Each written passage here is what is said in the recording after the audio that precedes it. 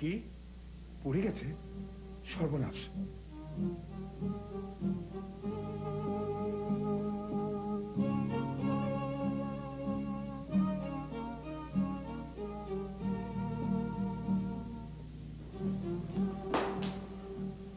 কোথায় আমার মেয়ে? কিভাবে পড়লো? গলায় মাফলার পেঁচিয়ে খেলা করছিল, আমি ছিলাম রান্নাঘরে। কখন এসে পাশে দাঁড়িয়েছে, কখন মাফলার আগুন ধরে গেছে, গলাটা একদম। কোথায় সে? কোন রুমে? না না, ওই দৃশ্য তুমি সহ্য করতে পারবে না। ভয়ের কিছু নেই, তবে গলাটা সারা জীবনে ঝলসানো থাকবে। তা হোক, আমার মেয়েটি বেঁচে থাকবে তো? আপনি এত নার্ভাস হচ্ছেন কেন? বললাম তো ভয়ের কিচ্ছু নেই। ও আমাদের একটি মাত্র মেয়ে। আল্লাহ মেয়েটিকে রক্ষা করবে।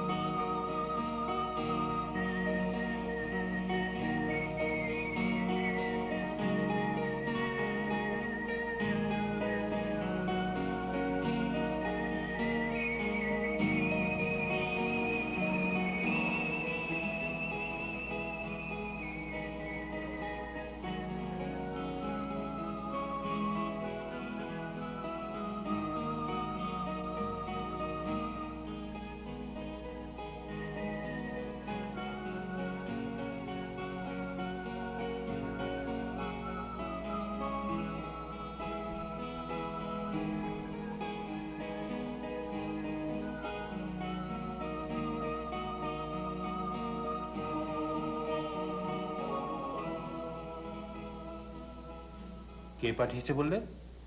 হায়াত সাহেব। হায়াত সাহেবটা আবার কে? আমি তো হায়াত সাহেব, মানে আমার নাম হায়াত মাহমুদ। আমাকে যিনি পাঠিয়েছেন তার নামও হায়াত, আবুল হায়াত। কিন্তু এ নামে তো আমি কাউকে চিনি না। অবশ্য আমি একটু মন ভুলো টাইপের লোক। বসো। মানুষের নাম আমার মনে থাকে না। তিনি আপনার সঙ্গে কলেজে পড়তেন, আপনারা দুজন দুজনকে মিতা বলে ডাকতেন। অনেকদিন অবশ্য আপনাদের দেখা হয় না। হতে পারে, আবার নাও হতে পারে, কিন্তু পাঠিয়েছে কেন? চাকরির জন্য।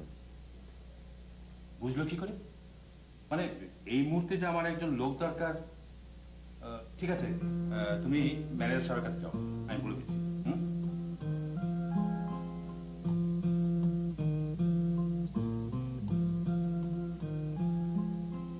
আপনার নাম? ওমর ফারুক। বসুন। গ্রাজুয়েশন করেছে? মাস্টার্স করেছি। ও, আপনি তো তাহলে ওভার কোয়ালিফাইড। আমাদের একজন এক্সিকিউটিভ লাগবে। স্যার যখন বলেছেন তখন আপনাকে নিতে আর অসুবিধা নেই, তবে 1000 টাকার বেশি আমরা দিতে পারবো না। আপাতত চলবে। তাহলে একটা অ্যাপ্লিকেশন করুন।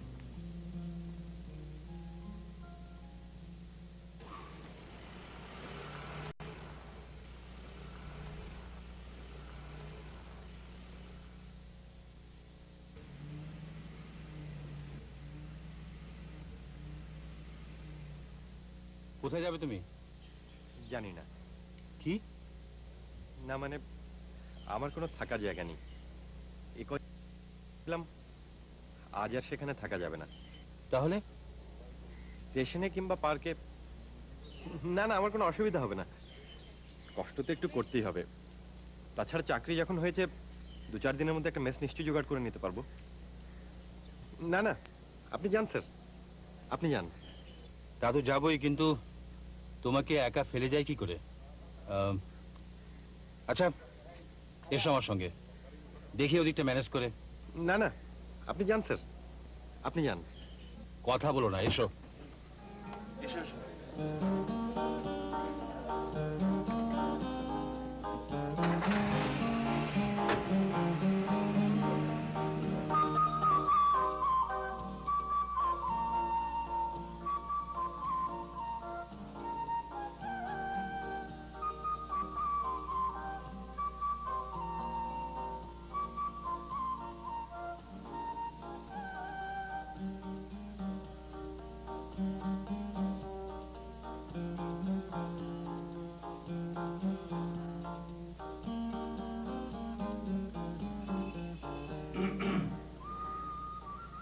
তুমি এই সময়?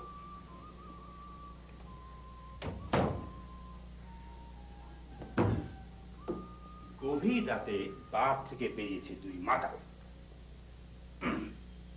প্রথম জন দ্বিতীয় জনকে বলল, আচ্ছা তুমি যে রাতের বেলা দেরি করে বাড়ি ফেরো, তোমার স্ত্রী কিছু বলেন না? দ্বিতীয় মাতাল হেসে বলল, বলবেন কি করে, আমার তো স্ত্রী নেই, আমি তো বিয়েই করিনি। শুনে প্রথম মাতাল একেবারে হকচকে গেল, তার নেশা প্রায় ছুটে যায়। তীক্ষ্ণ দৃষ্টিতে দ্বিতীয় মাতালের দিকে তাকিয়ে বলল, তাহলে তুমি দেরি করে বাড়ি ফিরে কেন? আমি তো বাড়ি ফিরতে চাই না, বউ আছে বলে। কি তুমি হাসলে না যে? হাসি পাইনি। কেন? জোকটা কি খুব খারাপ ছিল? তা তো ছিলই, আমার সঙ্গে বিন্দুমাত্র মিল নেই। না মানে আমাকে দেখে তুমি খুবই অবাক হলে তো, এই জন্য জোকটা শোনা না।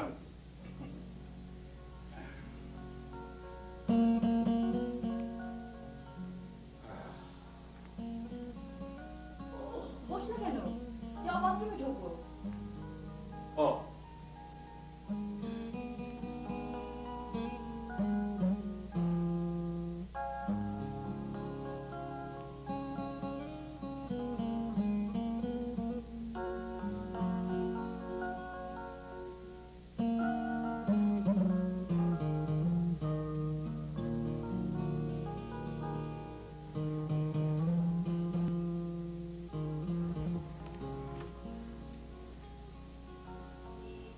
তোমাকে চা দিতে বলবো? আমাকে পরে দিলে অসুবিধা নেই, ড্রয়িং রুমে চা পাঠাও, ছেলেটাকে সঙ্গে নিয়ে এসেছি। ছেলেটিকে? কোন ছেলেটিকে? ওই যে আজ যাকে অ্যাপয়েন্টমেন্ট দিলাম, নামটা মনে করতে পারছি না। এ আর নতুন কি কথা? তোমার নিজের নামটা আজ মনে আছে তো?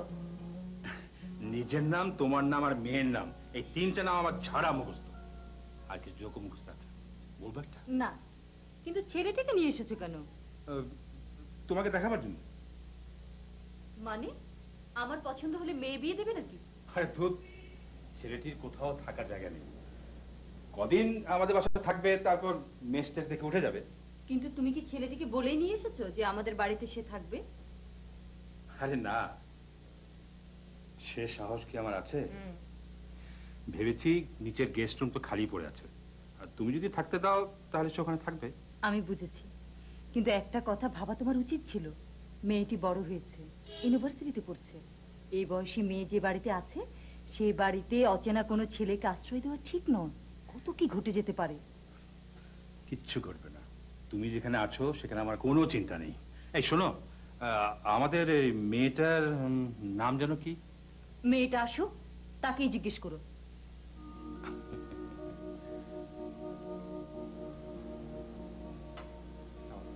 বসো। চাটা খেয়েছো? চা আমি খাই না। তাহলে অন্য কিছু খাও। না, কিছু খাবো না, খিদে নেই। বাড়ি কোথায় তোমাদের? ময়মনসিংহ। ক ভাই বোন তোমরা? আমি একা। তোমার বাবা কি করে? বিজনেস, কন্ট্রাক্টরি আছে, ট্রান্সপোর্টের বিজনেস আছে। তাহলে তো বেশ ভালো অবস্থা তোমাদের। মোটামুটি ভালোই। দুটো বাড়ি আছে, কয়েকটা দোকান আছে, ভাড়াও পাওয়া যায় বেশ অনেক টাকা।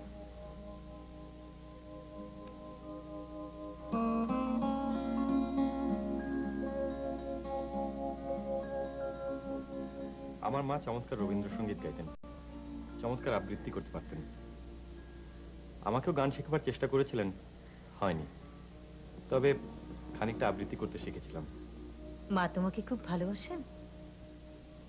আমি আমার মায়ের জান। মার কথা ভেবেই বাড়ি ছেড়েছি আমি।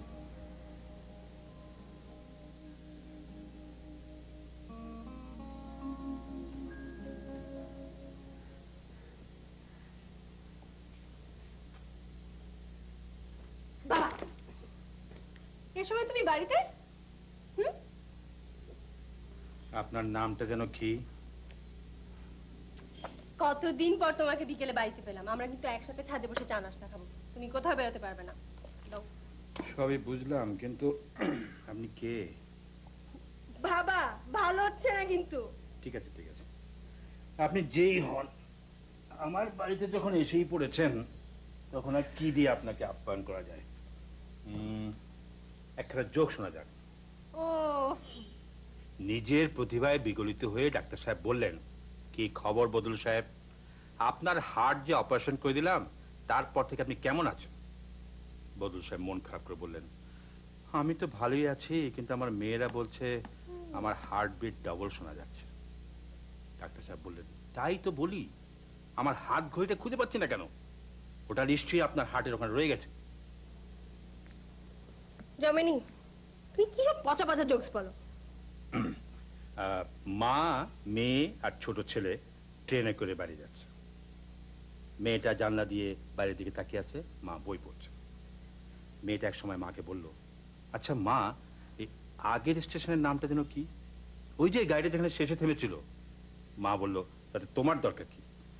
মেয়ে বলল, না আমার দরকার নেই, তবে তোমার দরকার হতে পারে। ছোট ভাই ওখানে নেমেছিল আর ওঠেনি।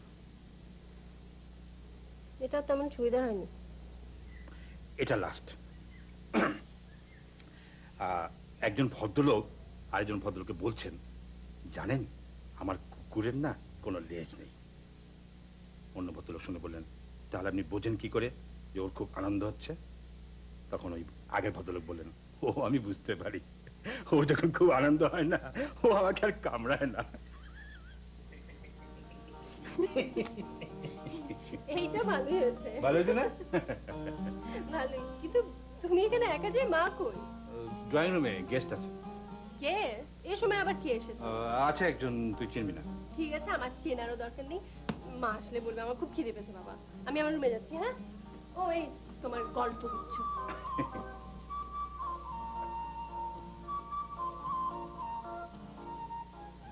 ওমর যে খুব বড় ঘরের ছেলে, তা ওর চেহারা দেখলেই বোঝা যায়। মুখের দিকে তাকালে এত মায়া লাগে। আমি বুঝেই কাজটা করেছি। ভালোই করেছো, নয়তো ছেলেটা থাকতো কোথায়? শোনো, ওমরকে নিয়ে আমার মাথায় একটা প্ল্যান এসেছে। তোমার মেয়েকে, আরে না না অন্য কিছু না, তোমার মেয়ে যেন কিছুতেই জানতে না পারে ওমর আমাদের বাড়িতে থাকছে। আমরা কেউ ওদের পরিচয় করে দেবো না। দুজনে হঠাৎ দেখা হয়ে গেলে ব্যাপারটা কি দাঁড়ায় আমি একবার দেখতে চাই। কেন যে তুমি এত মজা করো মেয়েটিকে নিয়ে? আমার আমার দুঃখী মেয়েটিকে আমি সব সময় আনন্দে রাখতে চাই।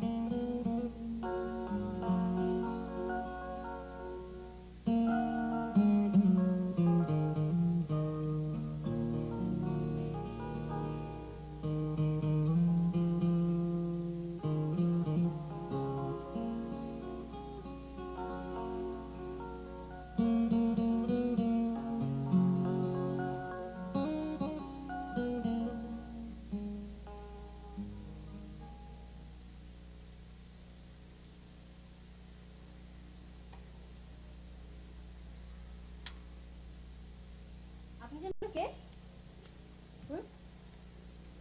ওমর। ও, বাবার কাছে এসেছেন? বাবা তো এখনো ঘুম থেকে ওঠেননি। আমি এই বাড়িতেই ছিলাম, কালই আপনাদের ফার্মে আমি জয়েন করেছি। কি আশ্চর্য, কাল থেকে এই বাড়িতে একজন লোক থাকছেন আমি জানি না। মা বাবা বোধহয় ইচ্ছে করে ব্যাপারটা আমার কাছে চেপে গেছে। ইচ্ছে করে চেপে রাখবেন কেন? আরে আমার সঙ্গে মজা করার জন্য। এতে মজা কি আছে? এই যে হঠাৎ আপনাকে দেখে আমি চমকালাম, এটা এক ধরনের মজা না? তবে আমি শিওর এটা বাবার আইডিয়া। আপনি কিন্তু দাঁড়িয়েই কথা বলছেন। আমি আসলে এখন অন্য একটা চিন্তায় আছি। বাবা যে আমার সঙ্গে মজাটা করলো, কি ধরনের জবাব দেওয়া যায়? এই ব্যাপারে আমি কি আপনাকে একটু হেল্প করতে পারি? শিওর শিওর, নিশ্চয়ই পারেন। তাহলে আমি এখনই অফিসে চলে যাই। আপনি স্যারকে বলবেন খুব সকালে একটি ছেলে এসেছিল, আপনি তাকে কোনো কথা বলার সুযোগ না দিয়ে বের করে দিয়েছেন। Right, good idea. আপনি যান। শুনুন, আপনার নামটা কিন্তু জানা হয়নি। তুলি। যথার্থ নাম। তুলিতে একটু রং লাগিয়ে দিতে পারলেই হয়। আপনি তো বেশ কঠিন লোক। কেমন ঘুরিয়ে পেঁচিয়ে কথা বলেন। নাটকে অভিনয় করেন নাকি? এখন আর করি না। তার মানে তার আগে করতেন। তাই তো বলি আপনাকে আমার এত চেনা চেনা লাগছে কেন, রাইট? আমি আপনাকে নাটকেই দেখছি। আরে কি কি নাটক করেছেন বলতো? নাম নেই। মানে? মানে আপনি কখনো আমাকে নাটকে দেখেননি, আমি অভিনয় জানি না। তাহলে যে বললেন? মজা করার জন্য বললাম।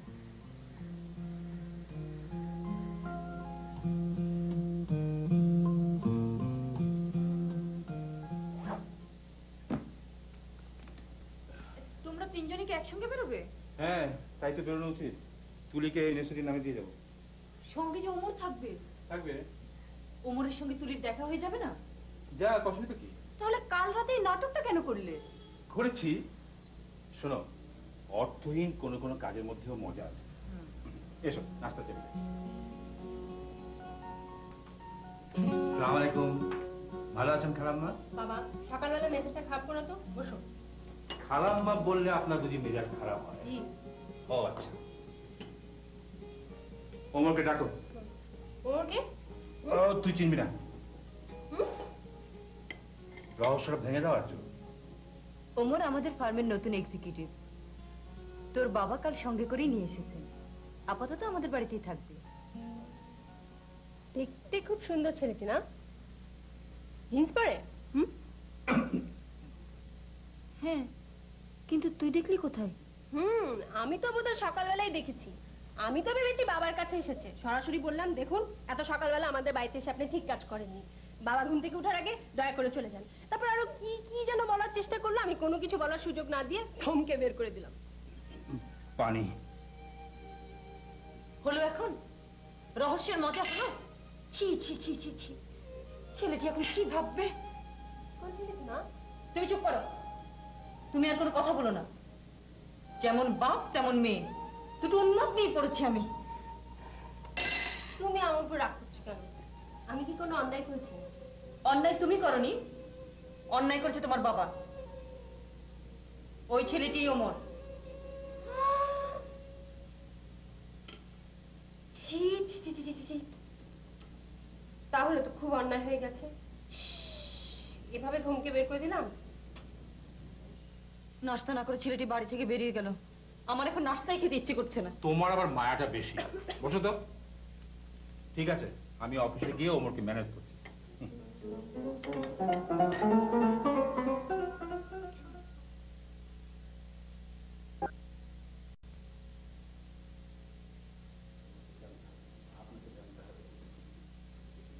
কি অবস্থা লুৎফর সাহেব? সালাম স্যার। ওয়ালাইকুম আসসালাম। মাসখানেকের মধ্যে কাজটা শিখতে পারবে? মনে হয় পারবে স্যার, আগ্রহ আছে। Very good. তুমি একটু আমার সঙ্গে এসো, কথা আছে। এসো। যান।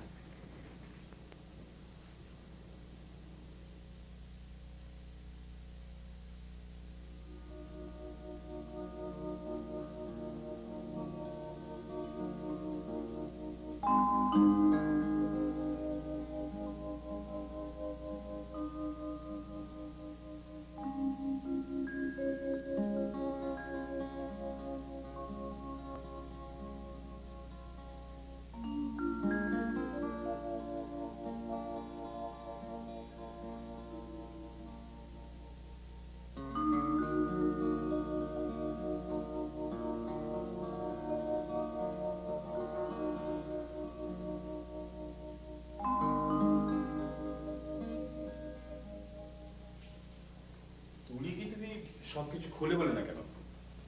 নার্ভাস হয়ে গেছিলাম স্যার, তবে আমি কিছু মনে করিনি। মনে করলেও এখন কিছু করার নেই, যা হওয়ার হয়ে গেছে। আমি সত্যি কিছু মনে করিনি স্যার, তুলি ভুল করে এমন করেছে। আপনার বাড়ি থেকে অফিসে হেঁটে আসতে আসতে আমি সব ভুলে গেছি। বাড়ি থেকে তুমি হেঁটে এসেছো? এতটা পথ তুমি হেঁটে এলে? হাঁটতে আমার কোনো অসুবিধা হয়নি। নাস্তা কোথা করলে? নাস্তা করিনি, বাইরের খাবার ভালো লাগে না। তার মানে এখনো তুমি না খেয়ে আছো? আমার কোনো অসুবিধা হচ্ছে না, একদম খিদে পাইনি। এটা ঠিক না, শরীর খারাপ হবে। এরপর বাড়ি থেকে খাবার নিয়ে আসবে, ভাববে ওটা তোমার নিজের বাড়ি। আমি ম্যানেজার সাহেবকে বলে দিচ্ছি, আজই তোমাকে 1000 টাকা অ্যাডভান্স দিয়ে দেবে। ওটা তোমার পকেট খরচ। তুমি এক্ষুনি বাড়ি চলে যাও, আজ আর অফিস করার দরকার নেই। ওকে?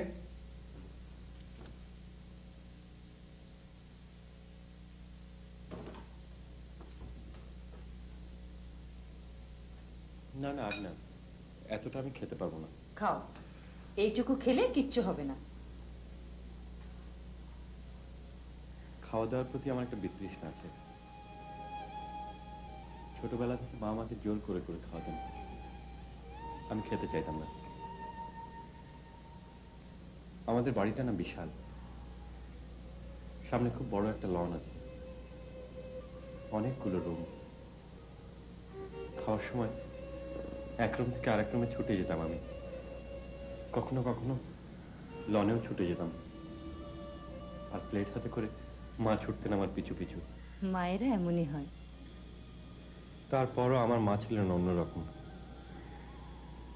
এত ভালো মানুষ মানুষকে বাঁচতে পারে, মাকে না দেখলে বোঝা হতো না। আমি ছিলাম আমার মায়ের আত্মা। গতকাল তুমি বললে তুমি তোমার মায়ের জন্য বাড়ি ছেড়েছ, কিন্তু আজ তোমার কথা শুনে মনে হচ্ছে, মানে আমি ঠিক বুঝতে পারছি না কি হয়েছিল তোমার মায়ের। মা আমাকে ছেড়ে চলে গেছেন।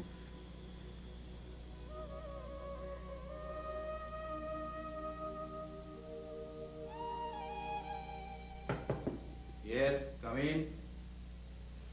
স্যার, আপনি হঠাৎ আমার অফিসে? যত দিন যাচ্ছে তুমি তত বোকা হচ্ছে বাবা। ভদ্র মহিলাকে কখনো স্যার বলতে হয় না, বলতে হয় ম্যাডাম। ও, আপনি বুঝি ভদ্রমহিলা? আমি ভেবেছিলাম আপনি একজন ভদ্রলোক। কি? তা অফিসে কি মনে করে? না মানে এই তোমার অফিসটা একটু দেখতে আসলাম। কিন্তু অফিস তো বাড়ি চলে গেছে। মানে? ওমরকে বাড়ি পাঠিয়ে দিয়েছি। ওর কি? ও ও আই সি, তোমাদের ওই নতুন এক্সিকিউটিভটা। আরে ওর জন্য খেয়েছে। আমি তো এসেছি তোমাকে বাড়ি নিয়ে যাবো বলে। ওঠো ওঠো ওঠো, আচ্ছা কাজ বন্ধ করো, ওঠো।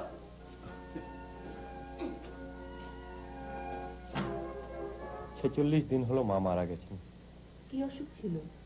প্রেশার। 2 বছর আগে স্ট্রোক করলো, ডান দিকটা প্যারালাইজড হয়ে গেল। তারপর থেকে মা বিছানায় ছিলেন।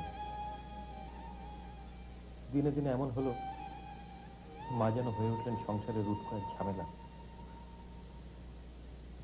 বাবা প্রচন্ড স্বার্থপর লোক, সিনেমার ভিলেনদের মতো। তুমি বোধহয় তোমার বাবার উপর খুব রেগে আছো। বাবার কথা শুরু করলে কোন ফাঁকে যেমন হয় বুঝতে পারি না। কোটি কোটি টাকার মালিক বাবা, মাসে 8-10 লাখ টাকা ইনকাম। ভাবতে পারেন, সেই বাবার একমাত্র ছেলে আমি, আমাকে বাড়ি ছেড়ে চলে আসতে হয়েছে, আপনাদের এখানে চাকরি নিতে হয়েছে। এসব থাক, তোমার মায়ের কথা বলো। আমার মাকে মরে যেতে বাধ্য করা হয়েছে।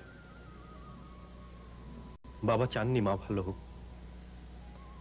মা মরে গেলে বাবার সব পথ পরিষ্কার হয়ে যায়। তোমার বাবাকে আবার বিয়ে করেছেন? হ্যাঁ, অনেকদিন আগেই উত্তরায় বিশাল বাড়ি করে দিয়েছেন সেই মহিলাকে। মা যখন এরকম দুঃখ পেয়ে মারা গেলেন, আমি ভেতরে ভেতরে একদম শেষ হয়ে গেলাম। বাবার উপর এমন ঘৃণা জন্মালো, আমি আর কখনো বাড়ি ফিরে যাব না, কখনো আমার বাবার পরিচয় দেব না। প্রথম দিনে আমার মনে হয়েছিল বেশ বড় রকমের কোনো দুঃখ পেয়ে তুমি বাড়ি ছেড়েছ, কিন্তু সেই দুঃখটা যে এইরকম আমি কল্পনাও করিনি। কেঁদো না বাবা, কেঁদো না। কে বলেছে তোমার মা মারা গেছেন? তোমার মা মারা যাননি। এই যে দেখো, তোমার মা বেঁচে আছেন। আমাকে দেখো, আমি তো তোমার মা বাবা, আমি তো তোমার মা।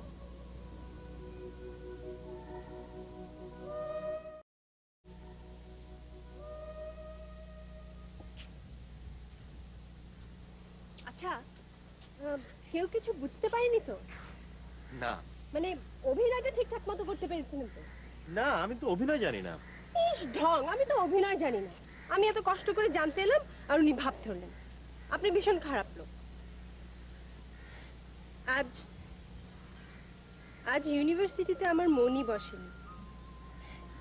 সারাক্ষণ শুধু আপনার কথাই ভেবেছি।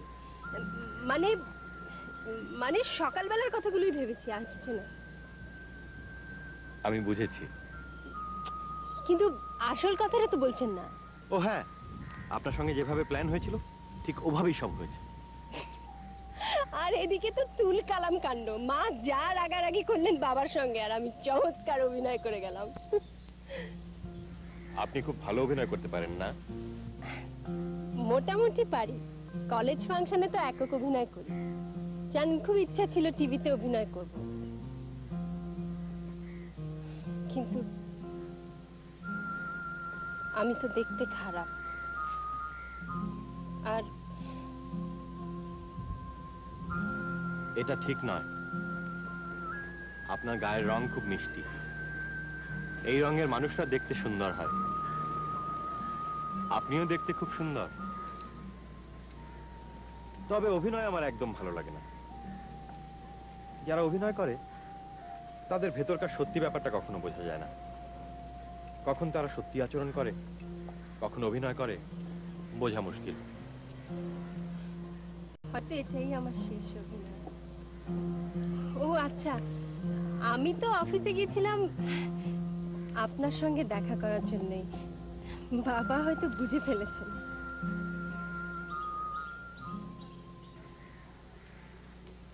তুলিকে আজ অফিসে দেখে আমি বেশ অবাক হয়েছি। কেন? তুলি কি তোমার অফিসে কখনো যায় না নাকি? না মানে যায়, তবে আজ বোধহয় ওমরের জন্য গিয়েছে। মানে? আমার মেয়ে তো আমার উপর প্রতিশোধ নিল।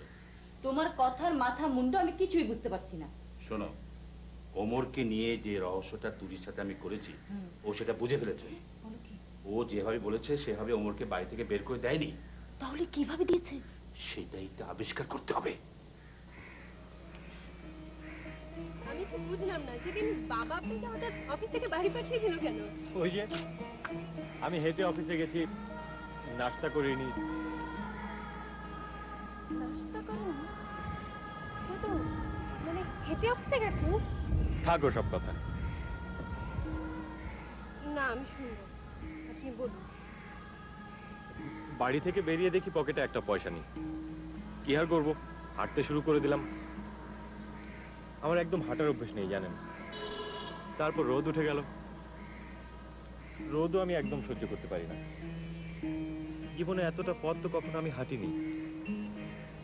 অফিসে পৌঁছে এত ক্লান্ত হলাম, এত খিদে পেল, কিন্তু কি করব বলুন, পকেট খালি, নাস্তা করারও পয়সা নেই। সরি। ওসব ভাববার দরকার নেই, যা হবার হয়ে গেছে। আপনি এসেছেন অনেকক্ষণ হয়ে গেছে, কিন্তু আপনার বাবা মা কিছু ভাবতে পারেন। ভাবলে ভাববে। এটা ঠিক নয়। আমাদের মধ্যে যদি এমন কিছু থাকতো তাহলে তারা কিছু ভাবলেও আমাদের কিছু মনে করার থাকতো না। কিন্তু এখন যদি তারা কিছু ভাবেন, আমাদের দুজনের উপরে অন্যায় করা হবে। কেন আমরা তাদেরকে সেই অন্যায়ের স্কোপ দেব?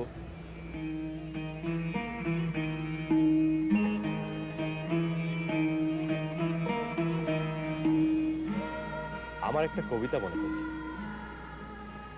পৃথিবীর ভালোবাসা এত সত্যি যে সূর্যকে আগামীকাল আবার আসতেই হয়। আমাদের ভালোবাসার টানে তোমাকেও বারবার আসতেই হবে।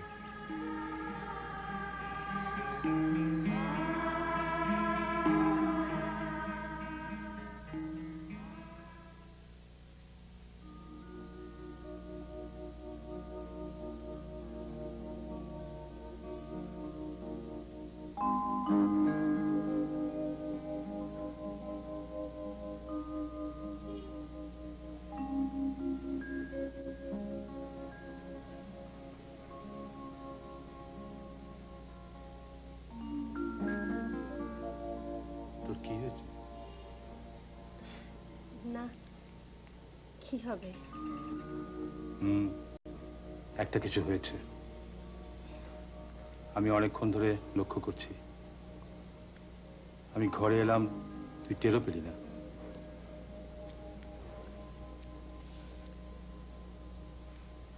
আমি একটা কথা ভাবছিলাম। কি কথা মা? বাবা, ওমর ভাইকে নিয়ে তুমি যে রহস্যটা করতে চেয়েছিলে সেটা আমি বুঝে ফেলেছিলাম, তাই ওনার সঙ্গে পরামর্শ করে ওনাকে আমি অফিসে পাঠিয়েছিলাম, ধমকে ওনাকে বের করে নিয়ে।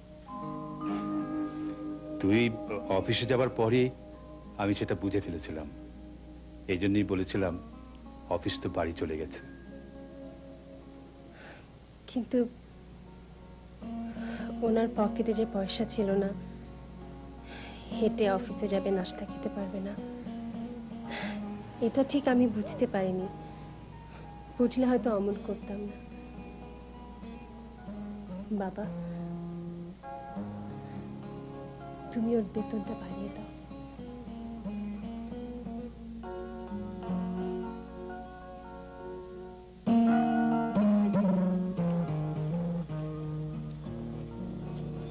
তুমি এখনো ঘুমোওনি? ঘুম আসছে না। কেন? আপনাকে দেখার পর থেকে আমার মার কথা আরো বেশি করে মনে পড়ছে। আমি তো ভেবেছিলাম উল্টো, আমাকে দেখে তুমি তোমার মায়ের কথা ভুলে যাবে। আসলেই তাই।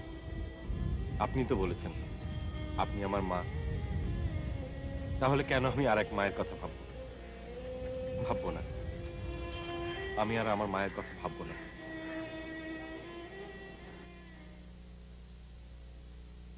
আসবো? আসুন। পেটটির অভ্যাস আছে তো? আপনার চা নিন। চা তো আমি খাই না, ও, কিন্তু এই চাটা আমি খাবো। আপনি এত যত্ন করে এনেছেন, আমার কথা ভেবে এনেছেন। মানুষের এইসব মায়া মমতা আমার কাছে খুবই মূল্যবান।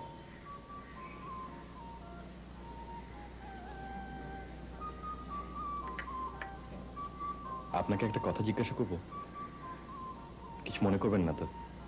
না, কি কথা? মেয়েদের সুন্দর গলা দেখতে আমার খুব ভালো লাগে। আপনি সবসময় গলাটা ওইভাবে ঢেকে রাখেন কেন?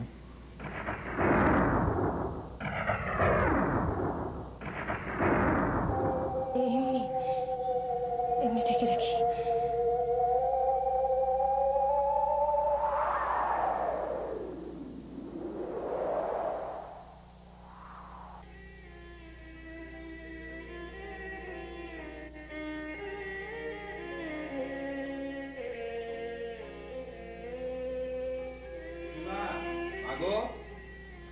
নাস্তা রেডি, তাড়াতাড়ি খেতে আয়। কি হয়েছে? কি হয়েছে মা? কাঁদছিস কেন? কিছু হয়নি। তাহলে কাঁদছিস কেন? পরে নাস্তা খাবো।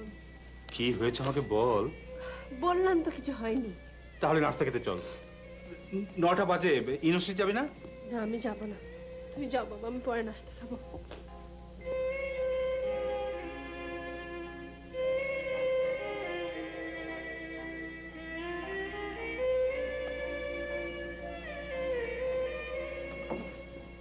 সে কি, না খেয়ে অফিসে যাবে? খেতে ইচ্ছে করলো না। মেয়েটা নাস্তা খেলো না, এমন করে কাঁদলো। কেন কাঁদলো বললো না। কি বলবে বলো, বড় হয়েছে, সব বোঝে এখন। নিজের দুঃখে কেঁদেছে। কিসের দুঃখ? আমার কি কোনো অভাব আছে? ও আমার একমাত্র মেয়ে, আমি টাকা দিয়ে ওর সব দুঃখ ভুলিয়ে দেব। টাকার শক্তি অনেক, তবুও টাকা দিয়ে সবকিছু হয় না। মেয়েদের সৌন্দর্য নষ্ট হয়ে যাওয়ার দুঃখ যে কি মারাত্মক, সে তুমি বুঝবে না।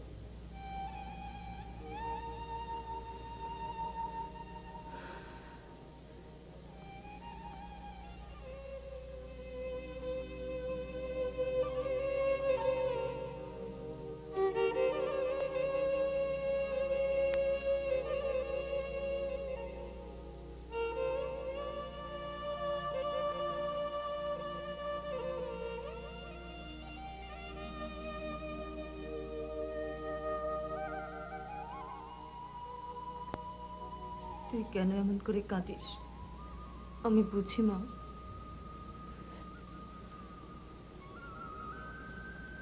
আমারই কেন এমন হলো মা? আমি কখনো গলায় হার পড়তে পারবো না, গলা খুলে চলতে পারবো না।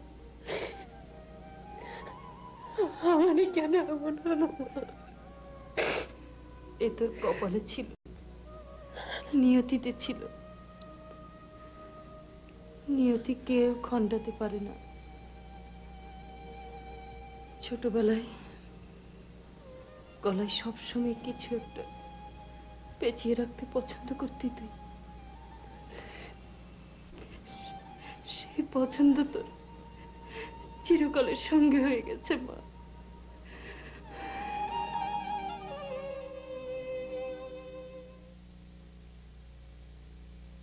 আমার দেখেছেন স্যার? আসুন।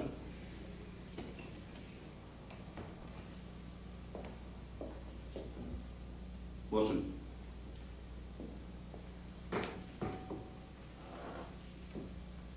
ওই ছেলেটির নাম যেন কি? ওমর। ওমর, ওকে আরো 1000 টাকা বাড়িয়ে দিন। এখনো স্যার কাজটা শেখেনি, আরো কিছুদিন যাক। এক্ষুনি বাড়িয়ে দিন, কাজটা শিখে ফেলবে। ঠিক আছে স্যার। কিছু বলবেন? না স্যার, তেমন কিছু না। আপনি স্যার খুব সহজে মানুষকে বিশ্বাস করেন, মুখ দেখে সব মানুষ চেনা যায় না। কোনো কোনো মানুষকে চেনা যায়, ওমরকে আমি চিনেছি। আজ সেই ঘরে এলায় পড়েছে ছবি, এমন ছিল না আষাঢ় শেষের বেলা। উদ্যানে ছিল বর্ষা পীড়িত ফুল, আনন্দ ভৈরবী। কার কবিতা? আপনি আপনি কখন এলেন? কি হয়েছে আপনার? আপনি সেদিন হেঁটে অফিসে গেছেন, নাস্তা করতে পারেননি। এসব শোনার পর থেকে রাতের বেলা আমি ঘুমাতে পারিনি, কেমন যেন লাগছে। আপনি খুব ইমোশনাল। আমিও তাই। ইমোশনাল না হলে কি ভোরবেলা ছাদে এসে আকাশের দিকে তাকিয়ে কবিতা পড়ি? ইমোশনাল মানুষরাই ভালো। কিন্তু বেশি ইমোশন ভালো নয়। যারা খুব বেশি ইমোশনাল তারা খুব বেশি ভুল করে। আমি কি কোনো ভুল করছি?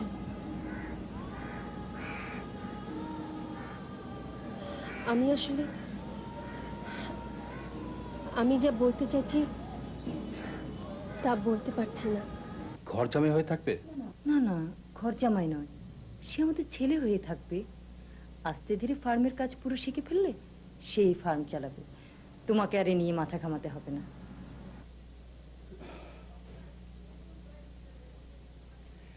তোমার যা মত আমারও তাই। তবে ছেলেটির ব্যাপারে আমাদের একটা কাজ করা উচিত। ওর সম্পর্কে একটু খোঁজ খবর নেওয়া উচিত। সে যা যা বলেছে আমরা সবই বিশ্বাস করেছি। তবুও বিয়ে শাদীর ব্যাপার তো, ম্যানেজার সাহেবকে গোপনে ময়মনসিংহে পাঠিয়ে দিই। দাও। আর শোনো, আমরা যেসব নিয়ে ভাবছি এই কথা যেন ভুলেও তুলির কানে না যায়। যাবে না স্যার, ওমর সাহেবের কানে যাবে না। আমি ময়মনসিংহ গিয়ে সব খবর নিয়ে আসবো। আপনি আমার অনেক পুরনো লোক, তাই দায়িত্বটা আপনাকে দিলাম। কোনো অসুবিধা নেই স্যার, আপনি কিচ্ছু ভাববেন না, সব কাজ আমি ঠিক মতো করে আসবো। যাবার আগে ওমরের স্যালারিটা দিয়ে যাবেন। Okay sir.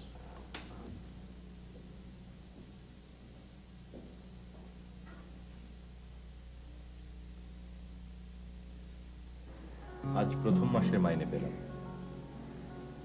কিন্তু আশ্চর্য ব্যাপার কি জানো,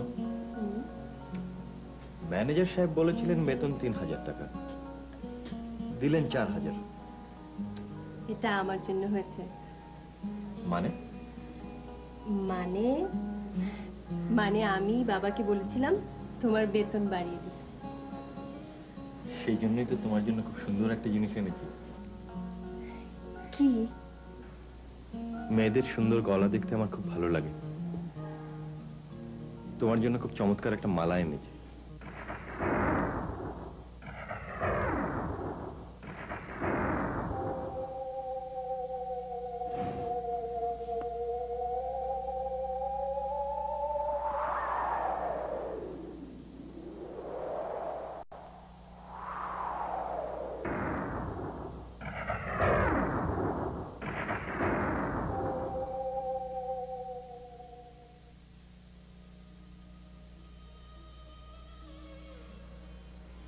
আমি নিজ হাতে তোমাকে পরিয়ে দেব, তোমাকে দারুণ লাগবে। এসো। না না, মানে আমার দেয়া কোনো কিছু তুমি নেবে না? না তা নয়। তাহলে কি?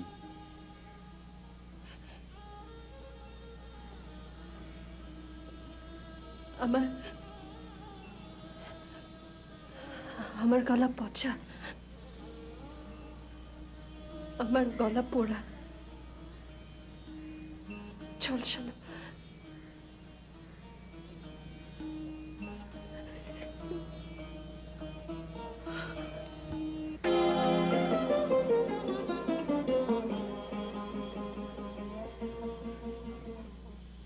শিক্ষক নেলসন কোন যুদ্ধে মারা যান বলতো? ছাত্র, তার জীবনের শেষ যুদ্ধে স্যার। হয়েছে, এবার বাদ দাও। আরেকটা, জাদুঘরে দুটো মাথার খুলি পাশাপাশি রাখা আছে। দুই বন্ধু ঢুকলো সেখানে, একজন আরেকজনকে জিজ্ঞেস করলো বড় খুলিটা কার রে? আরেকজন বলল সম্রাট অশোকের। আর ছোটটি? ওটিও অশোক সাহেবেরই, তবে ছোটবেলা। গুড, ভেরি গুড, চলো।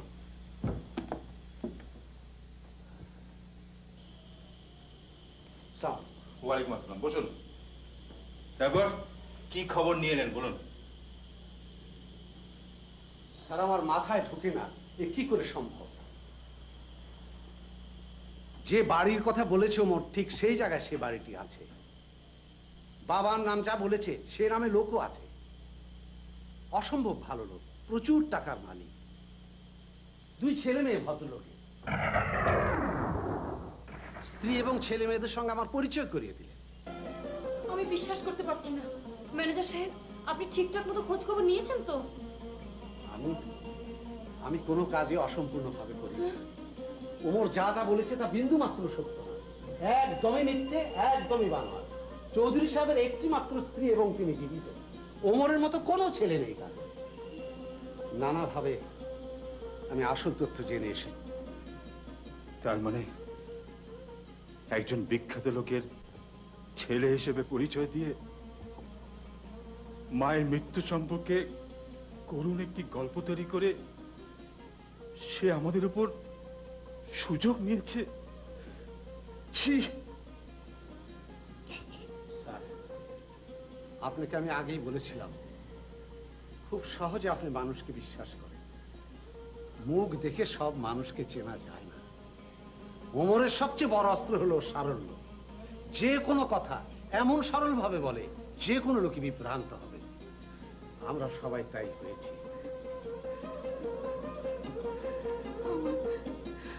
আমার তুলির এখন কি হবে? এত বড় কষ্ট আমার মেয়েটা কি করে সামলাবে? এমনিতে আমার মেয়েটি এত দুঃখী।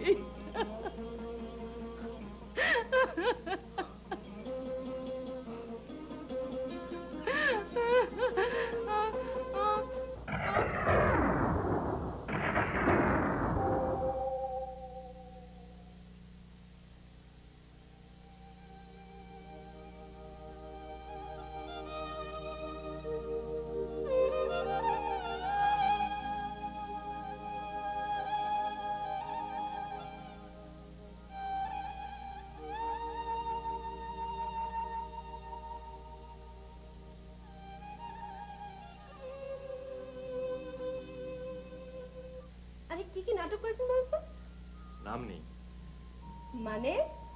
মানে আপনি কখনো আমাকে নাটকে দেখেননি, আমি অভিনয় জানি না। তাহলে যে বললেন? মজা করার জন্য বললাম।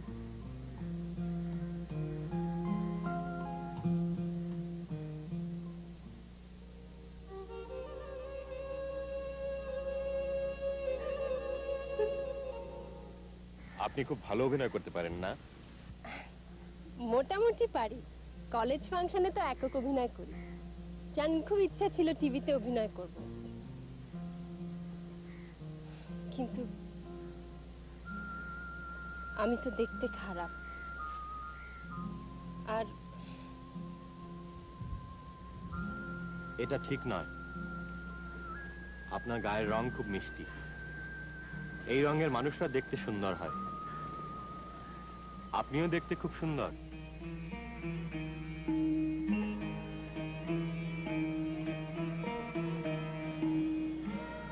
আমার একটা কবিতা মনে পড়ছে। পৃথিবীর ভালোবাসা এত সত্যি যে সূর্যকে আগামীকাল আবার আসতেই হয়।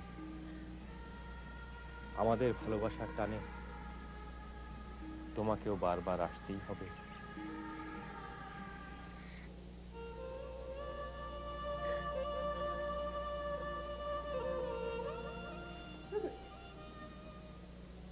আমি যা বলতে চাইছি তা বলতে পারছি না। আমি বুঝেছি, কিন্তু তুমি সব ভেবে দেখেছো তো? আমি আর কিছু ভাবতে পারছি না। আমি বুঝে গেছি, তোমার হাত ছাড়া কারো হাত আমি ধরতে পারবো না।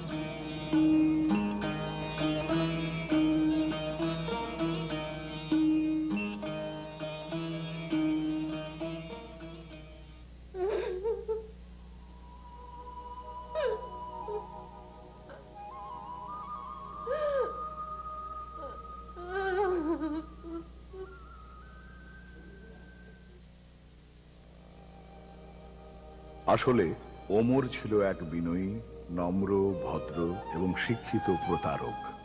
নিজের সুন্দর চেহারা এবং মার্জিত ব্যবহারকে পুঁজি করে একটি পরিবারকে বিধ্বস্ত করে দেয় সে। তুলির মতো করুণ দুঃখী এক মেয়ের জীবনে আনন্দ এবং প্রেমের পরশ বুলিয়ে দেওয়ার ছলে সে তার শেষ প্রতারণাটা করে। আগুন একদা যেমন করে পুড়িয়েছিল তুলির গলা, ওমরের প্রতারণা তার চেয়েও ভয়াবহভাবে পোড়ায় তার হৃদয়। কোনো কোনো মানুষ শুধু দুঃখ পাওয়ার জন্যই জন্মায়। কোনো কোনো মানুষ খুব কাছে আসার পরও তাদেরকে চেনা যায় না।